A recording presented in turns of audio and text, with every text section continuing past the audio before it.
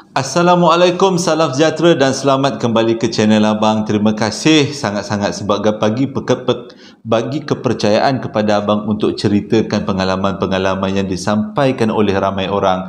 Jadi hari ini sebelum Abang mulakan cerita, Abang ada pengumuman pada siapa-siapa yang berminat untuk miliki macam iklan miliki t-shirt yang Abang pakai ni. Ini adalah uniform Abang sekarang, jadi Abang dah tak ada masalah nak pakai baju apa, Abang dah ada uniform sendiri. Jadi pada siapa-siapa yang berminat untuk miliki uniform ni, nak dijadikan cerita, bolehlah message dekat link WhatsApp yang Abang sediakan dekat description box kat bawah. Dan hasil daripada jualan Abang akan kumpul-kumpul untuk Abang hadiahkan kepada masyarakat yang memerlukan rumah orang-orang tua, anak-anak yatim. Abang nak cakap anak-anak solehin lah. Bukan anak-anak yatim. Jadi itu adalah, Abang dah ada produk sendiri kan. Oh, best gila. Rasa macam seronok tau. Ada produk sendiri. Ini adalah produk sulung Abang. Dan hari ni Abang nak perkenalkan produk Abang yang nombor 2. Ceritanya mula 5 tahun lepas. Abang sejak daripada 5 tahun lepas, Abang suka langgan satu biskut tau. Dan waktu Abang beli ni bukanlah waktu raya, tapi waktu hari biasa. Abang cakap dengan mak Abang, kalau jiran-jiran datang, saudara mara datang, dah tak payah dah goreng-goreng keropok, goreng-goreng pisang tanduk, tak payah. Jadi Abang belikan dia satu biskut, dan biskut tu Abang selalu hidangkan kepada tetamu yang datang, termasuk makcik-makcik Abang yang nak berkongsi dengan mak Abang lah. Okay. Tapi biskut ni memang menarik sebab dia sedap gila. Dan bila Abang dah lama sangat beli biskut tu, dan akhirnya Abang dah ada channel YouTube Abang sendiri, dan Abang kontak makcik yang buat biskut tu, apa kata kita kerjasama, saya pasarkan makcik punya biskut. Tapi makcik tu cakap boleh dengan syarat biskut tu letak nama Abang. Dan ini adalah biskutnya. Abang dah ada biskut Abang sendiri kan. Contoh cakap ni, maaflah kalau terbalik, dia punya bentuk dia macam Almond Cookies Premium Josie Perlipolara punya biskut. Jadi ini adalah biskut Abang kerjasama dengan makcik tu. Jadi sekarang ni Abang dah ada 2 produk sendiri. Pertama ialah baju, yang kedua adalah biskut Abang. Jadi kalau korang berminat nak rasa biskut yang Abang hasilkan secara kerjasama, dan juga nak miliki baju, bolehlah message dekat link WhatsApp yang Abang sediakan dekat bawah. Dan hasil daripada jualan, macam Abang cakap tadi, Abang nak hadiahkan kepada semua orang-orang yang memerlukan. Kita buatlah sesuatu amal jariah kan, kurang-kurangnya. Okey, itu selingan 2 minit, minta maaf sangat-sangat. Dan hari ni Abang nak ceritakan 3 cerita kisah yang disampaikan oleh 3 orang yang berbeza. Yang pertama tentang berlaku pada tahun 2008 dekat Melaka, satu hotel. Tapi gangguan dia menarik nak diceritakan sebab lain daripada yang lain, dan pengalaman orang walaupun bentuk gangguan tu sama, tapi pengalaman orangnya berbeza-beza kan. Dan cerita kedua berlaku pada tahun 2019, diceritakan oleh seorang makcik, berlaku dekat Singapura. Hari ni kita keluar sikit daripada Malaysia, berlaku dekat Singapura, di sebuah universiti dekat Singapura. Dan cerita yang ketiga pula diceritakan oleh seorang bekas tentera, macam mana pengalaman keluarga dia dan keluarga dia duduk dekat satu kuartus tentera. Ada ni abang panggil dia sebagai abang lah, seorang pangkatnya besar. Jadi dia diberi satu rumah besar, rumah tu pula rumah dah lama. Dan bila dia duduk situ dengan anak bini dia, macam-macam peristiwa yang dia alami. Jadi tanpa membuang masa, jom kita teruskan dengan cerita yang pertama nak dijadikan cerita.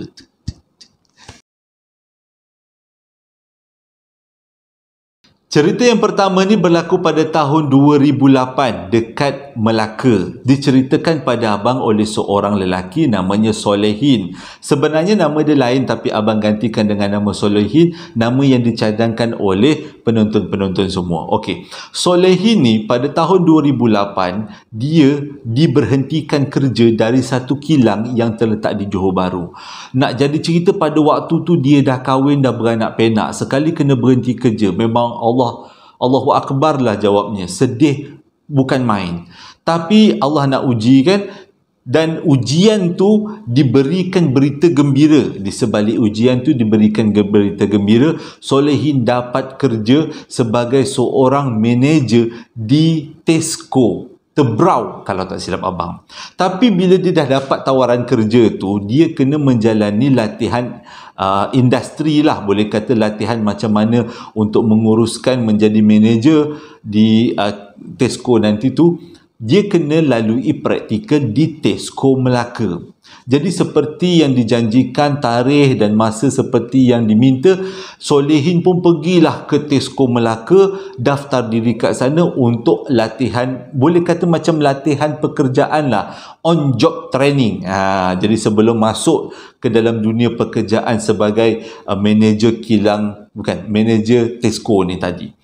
Jadi bila dia dah sampai kat Melaka, dia pun daftar nama lah, macam-macam proses dia buat, dan dia pun diperkenalkan dengan staf-staf apa yang dia akan buat, jadual-jadual, dan dia akan menjalani latihan pekerjaan di Tesco Melaka selama 2 minggu.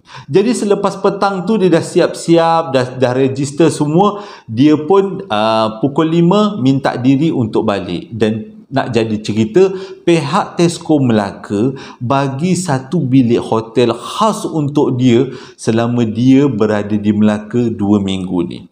Jadi bila dia tengok berdasarkan kepada peta, hotel tu tak adalah terlalu jauh sangat daripada Tesco Melaka. Jaraknya lebih kurang 2-3 km je. Tapi abang tak boleh nak beritahu hotel yang mana. Cuma kalau orang-orang Melaka, hotel ni mesti sangat popular sebab dia dekat dengan Masjid Al-Azim. Abang tak nak beritahu nama, tapi abang tahu clue saja.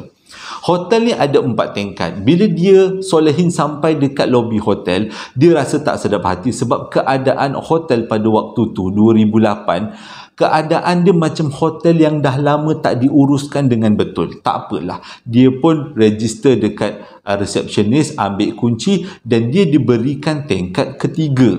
Dia pun naiklah tingkat ketiga, dia bawa beg besar dia untuk keperluan selama 2 minggu ni. Dia naik dekat atas, dia buka pun bilik tu. Bila dia masuk bilik tu, dia dah rasa tak sedap sebab keadaan dalam bilik hotel tu boleh katakan agak berabuk dan macam tak terjaga.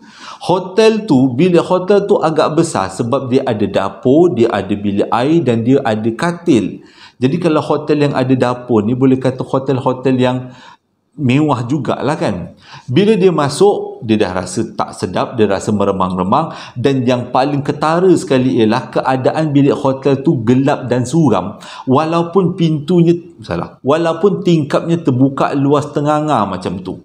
Jadi dia pun ambil beg dia. Dia pernah dengar orang cakap kalau dalam bilik hotel ada 2 katil bujang, satu katil bujang kita tidur, satu katil bujang kita serak-serakkan. Jadi dia pun ambil lah segala macam beg dia. Dia ada bawa 2 beg besar. Dia buka dekat atas katil yang dia tak tidur. Satu katil dia tidur kan, sebab ada 2 katil bujang.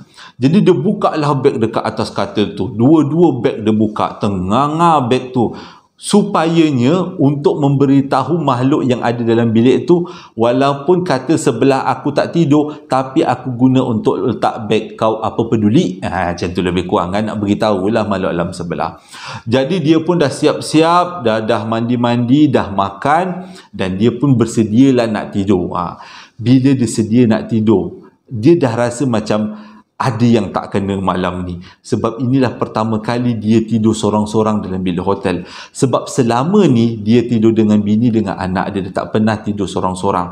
Tapi disebabkan tuntutan kerja, terpaksa dah tidur sorang. Waktu dia tengah tidur, lebih kurang pukul 1 pagi, tiba-tiba dia dengar satu hentakan yang sangat kuat daripada bilik atas. Dan hentakan tu pelik sebab hentakan tu bunyi dia macam ni. Duk, duk. Macam tu. Berulang-ulang kali. Mengelilingi bilik. Waktu tu dia rasa, mula-mula dia rasa takut, tapi lama-lama dia rasa stres. Dia ingat dia ni bermimpi, ataupun dia rasa macam berhalusinasi lah kan. Dia pergi dekat cermin tingkap. Dia tengok cermin tingkap bergoyang-goyang. Memang dengan kata lain, hentakan dekat atas tu terlalulah kuat, sampaikan cermin dekat bilik dia bergoyang-goyang. Dia biarkan benda tu berhentak-hentak sampailah lebih kurang 5 minit. Dah tak tahan, dia pun capai telefon. Dia nak telefon resepsionis. Dia nak mengadu kat resepsionis supaya resepsionis ambil tindakan. Tapi once dia angkat je telefon, dia nak halo je, rupanya baru dia tahu telefon tu buat ada-ada je, tak berfungsi, buat cantik-cantik duduk terletak dekat atas meja tu. Waktu tu dia rasa takkan nak keluar pukul 1 pagi, nak pergi lobi hotel, daripada tingkat 3 turun tingkat ground floor. Hara pula kalau dalam pertengahan jalan dia rasa macam ada benda yang sergah-sergah. Lebih baik dia kata malam tu dia tekuplah muka dia tekuk dengan telinga dia dengan bantal yang ada, dan dia selubung kepala dia daripada kaki sampai kepala dengan selimut, dengan harapan dia boleh tidur dan benda tu tak kacau. Dan Alhamdulillah benda tu tak terus mengacau, terus buat hentakan, tapi dia kata lebih kurang setengah jam hentakan tu hilang dan dia boleh tidur macam biasa. Besok pagi belum apa-apa pun dia pergi jumpa dekat guard, bukan guard lah, security yang tengah merayau-rayau dekat kawasan tingkat dia tu. Dia tanya security, dia kata hotel ni berhantu ke? Security tu teruslah tak mengaku. Tara ini tak ada. Orang Bangladesh kan. Dia kata orang Bangladesh security-nya.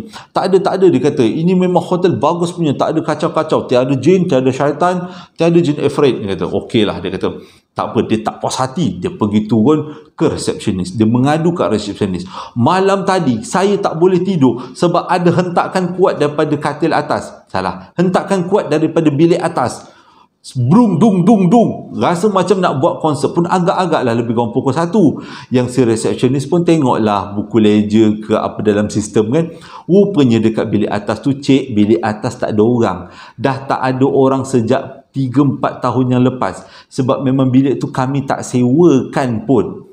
Jadi legalah hati dia dengar. Yang dia dengar selama ni bunyi hentakan-hentakan tu bukanlah manusia, tapi bukan manusia. Bukanlah manusia, tapi bukan manusia.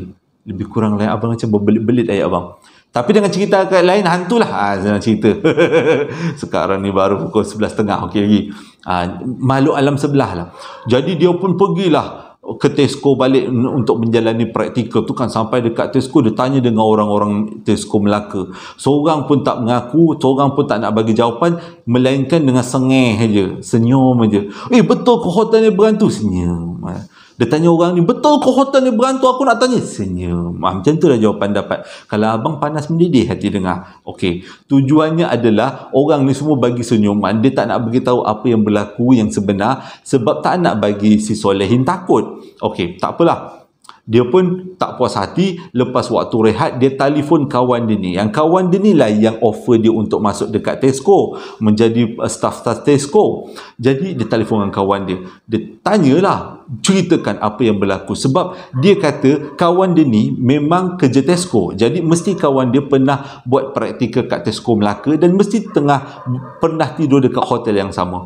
Bila dia ceritakan apa yang berlaku kat kawan dia gelak, hak. Dia kata, aku lagi teruk kena kacau. Engkau setakat hentakan. Aku bila bangun tidur tengah malam, lebih kurang pukul 1, pukul 2, aku nampak dekat katil sebelah ada orang tengah berselimut. Aku buat bodoh aja, palingkan badan, terus sambung tidur.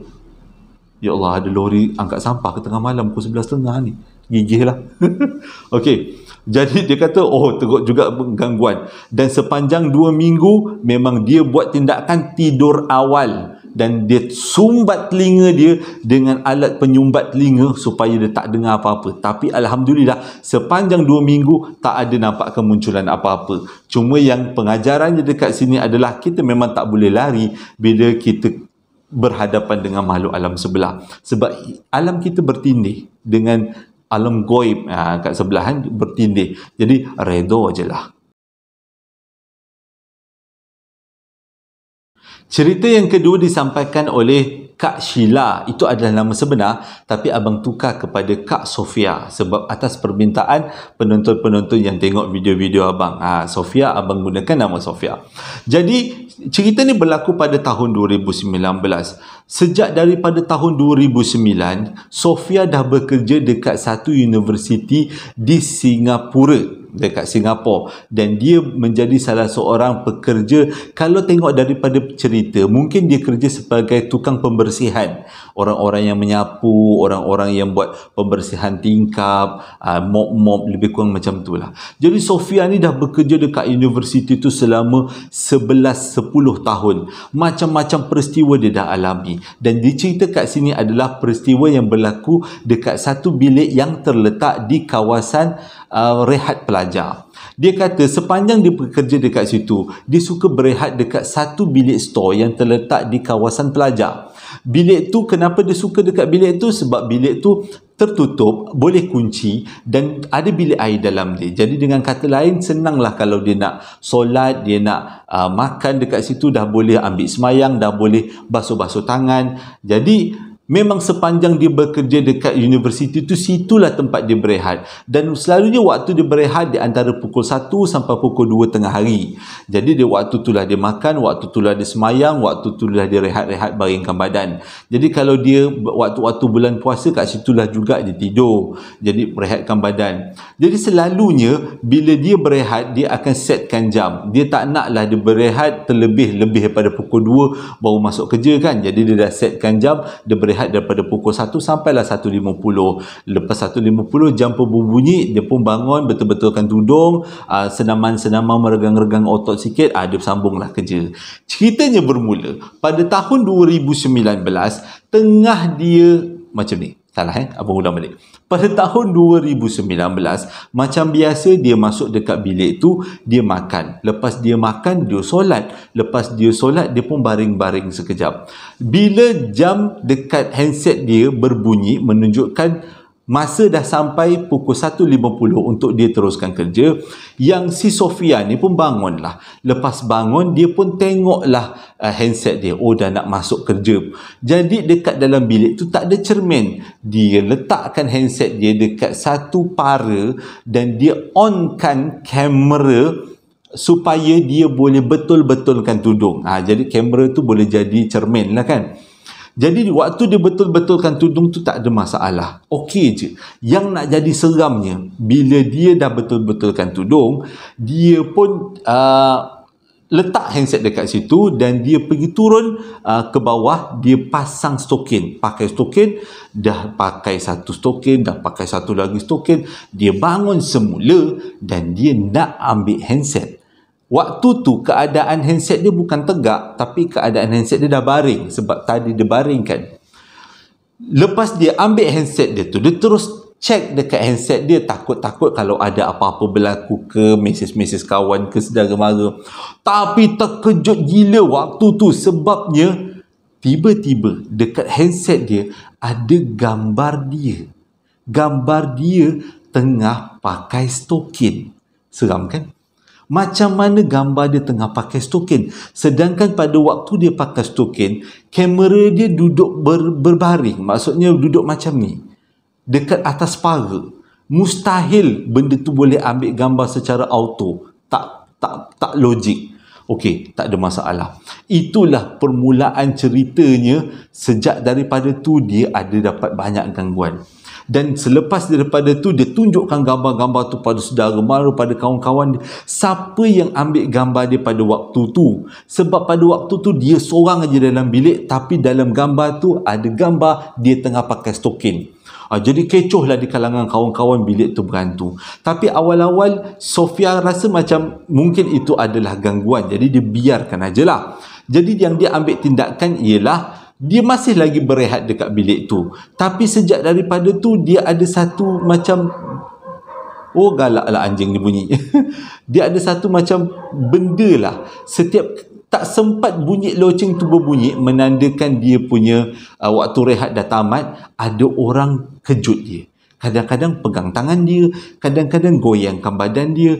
Tapi dia rasa benda tu adalah jin. jin yang duduk dekat dalam bilik tu. Sebelum ni memang dia tak dapat gangguan, tapi waktu selepas yang ambil gambar tu, sejak itulah banyak kali gangguan. Dia anggap jin tu memang sengaja tak tolong dia. Ialah sebab ada orang cakap orang-orang makhluk-makhluk di alam sebelah tak semuanya jahat, ada yang baik. Jadi mungkin jin ni baik, kejutkan dia, jangan sampai terlepas waktu, jangan sampai rehat terlalu lama sangat. Jadi dia rasa macam seronok pula dapat bantuan-bantuan macam tu kan.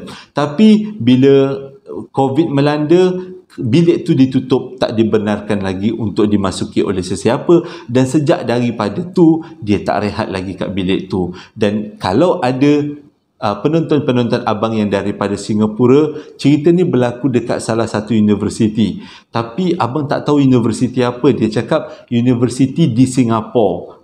Abang tak tahu spesifik nama universiti tu, tapi bilik tu adalah bilik store yang terletak di kawasan pelajar. Cerita yang ketiga ni disampaikan kepada abang oleh seorang lelaki yang bernama Reza, berlaku pada tahun 2009, dan dia ni adalah bekas tentera. Cumanya sekarang dah tak jadi tentera lagi. Dah bekas, dah tak jadilah tentera.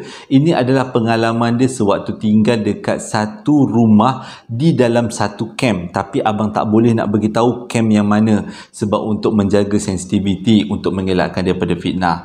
Sebelum tu, kalau korang perasan tadi dekat abang punya biskut ada satu lompong kau. Sebenarnya sementara nak tunggu abang nak ingat-ingat jalan cerita, abang sempat lagi buka makan sebiji.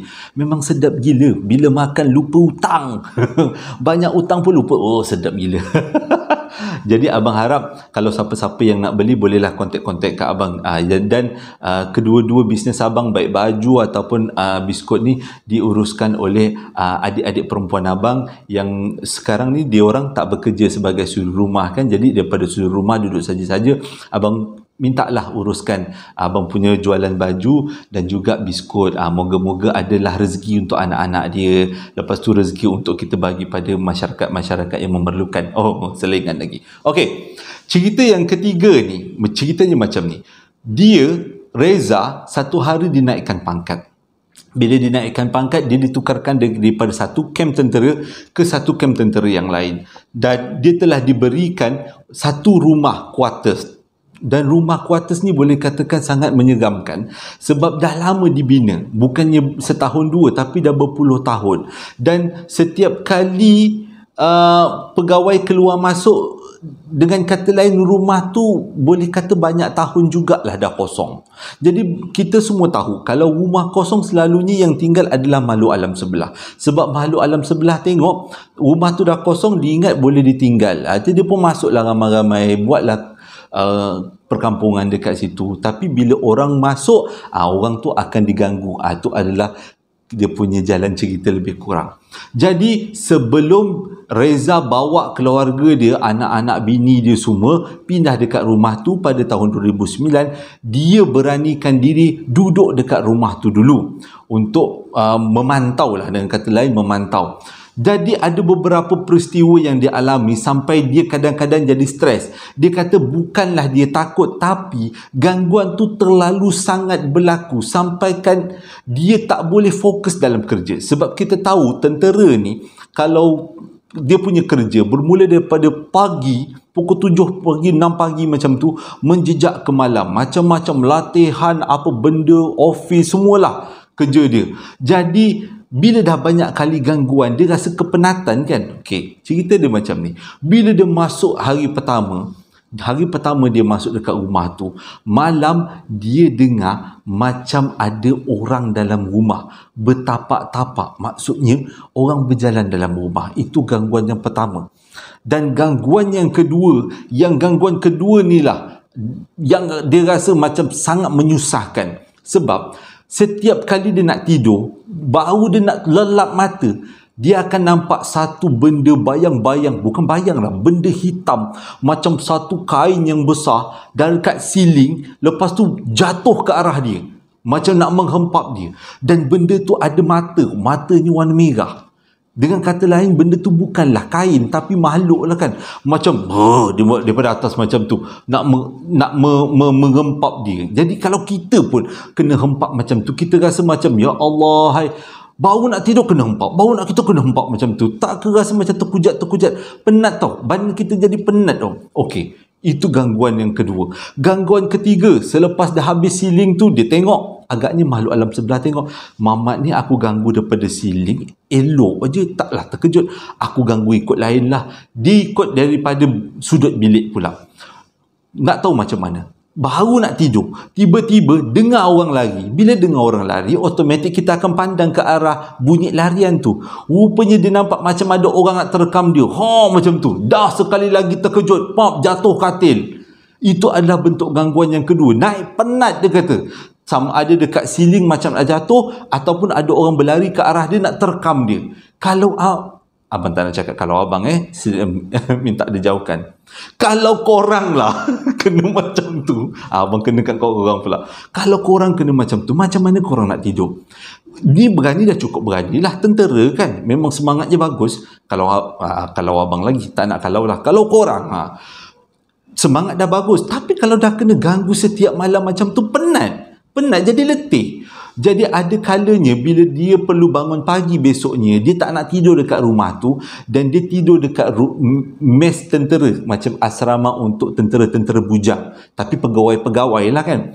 Major, ya lieutenant muda, duduklah dekat mes-mes. Jadi dia duduk dekat situ. Kalau esok pagi dia perlu bangun dalam keadaan yang terlalu awal, tak nak dia tidur kat rumah tu. Bukan takut, dia kata memang bentuk benda tu macam-macam bentuk, yang nyengit, yang tegak, yang lonjong. Tapi kalau dah main terkejut macam tu, sakit jantung. Jadi lepas satu hari, bila dah teruk sangat gangguan tu, dia pergi jumpa dengan seorang imam dalam tentera. Dan imam tu dia kata dia tak boleh nak mengubat, tapi dia cadangkan ada seorang kawan dia yang duduk dekat KL, dan kawan dia ni boleh berinteraksi dengan makhluk alam sebelah daripada jauh. Masa kelebihannya Allah bagilah. Jadi dia pun telefonlah orang tu. Dia ceritalah masalah dia. Dia dah nak bawa keluarga dia ni datang sini, tapi keadaan dah jadi macam ni. Dia rasa macam takut nak bawa keluarga dia, takut apa-apa berlaku. Jadi orang tu beritahu, okey tak apa, biar saya scan dulu rumah ni. Lepas dah scan, rupanya dekat dalam tu memang banyak ahli keluarga makhluk alam sebelah yang dah duduk situ bertahun-tahun. Dengan kata lain, dah beranak penak, dah ramai keluarga, dah ada atuk-atuk, nenek, cucu, cicit, semua dah ada kat situ. Jadi pakar perubatan yang bertelefon daripada jauh tu berdialog lah, bercakap-cakap lah dengan makhluk tu, minta makhluk tu pindah. Dan kebanyakan daripada makhluk tu pindah, kecuali dua makhluk yang duduk dekat bilik belakang dalam rumah tu. Dia kata dia tak nak pindah sebab apa? Dia duduk dekat rumah ni dah lama. Kalau orang tu nak duduk sini, duduklah, dia tak nak kacau. Okey, tapi itulah yang perubatan tu beritahu dekat Reza Krazi yang nama dia. Okey, lebih kurang yang benda tu tak nak pindah. Okey, dia tak apalah, dia kata tak nak pindah pun tak apalah. Tapi selepas dia berubat dengan pakar perubatan tu, dan alhamdulillah memang tak ada lagi apa-apa gangguan, dan dia bawa lah keluarga dia pun pindahlah dekat rumah tu. Dia bawa anak, bawa isteri. Waktu tu anak dia kecil lagi. Tapi nak jadi cerita, satu hari anak dia muka bengkak. Anak dia bengkak. Bapa mana yang tak tahu, takut tengok muka anak dia bengkak macam tu. Bawa ke hospital. Tapi yang pelik, hospital kata keadaan anak dia okey, tak ada apa-apa penyakit. Tapi doktor buatlah sesuatu, masukkan air, masukkan ubat, bagi, takut alahan. Tapi dia kata ni bukan alahan, ini memang benda yang alam gaib. Doktor cakap macam tu, dia orang tak dapat nak detect apa-apa penyakit dekat budak tu, dekat anak dia tu. Rasa macam baik je.